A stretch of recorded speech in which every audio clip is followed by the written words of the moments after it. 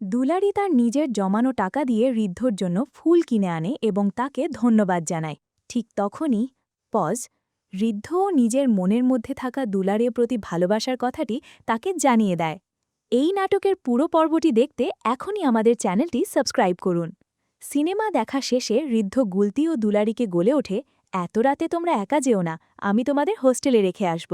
এই কথা শুনে ঋদ্ধর কাকাই মজা করে বলে ওঠেন, নায়ক তো দেখছি প্রেমে একবারে হাবুডুবু খাচ্ছে, কিন্তু কাকায়ের এই রসিকতা দুলারি কিছুই বুঝতে পারে না। এরপর দেখা যায় ঋদ্ধ নিজে গাড়ি চালিয়ে গুলতি ও দুলারিকে তাদের হোস্টেলে পৌঁছে দেয়। হোস্টেল রুমে ফিরে দুলারি গুলতিকে বলে, স্যার আমাদের জন্য এতটা করলেন, আমাদের তো স্যারকে ভালোভাবে ধন্যবাদ জানানো উচিত। এই বলেই সেটার জমানো টাকা বের করে বলে, এই টাকা দিয়ে আমরা স্যারের জন্য ফুল কিনে তাকে ধন্যবাদ দেব। পরদিন সকালে দুলারি ও গুলতি একতরা সুন্দর ফুলের তোড়া হাতে নিয়ে ঋদ্ধর সামনে এসে দাঁড়ায়। দুলারি বলে ওঠে, স্যার এটা আপনার লিগে আনছি।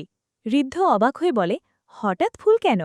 সাথে সাথেই গুলতি উত্তর দেয়, কালকে আমাদের এত সুন্দর সিনেমা দেখাইছেন তার জন্য স্যার।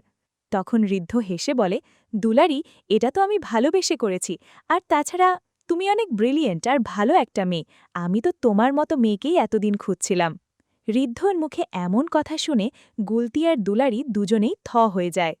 তো ভিউয়ার্স, ঋদ্ধ আর দুলারির মধ্যে যদি সত্যিই ভালোবাসা হয়, তবে আপনাদের দেখতে কেমন লাগবে? আপনাদের মূল্যবান মতামত অবশ্যই আমাদের কমেন্টে জানান। ধন্যবাদ।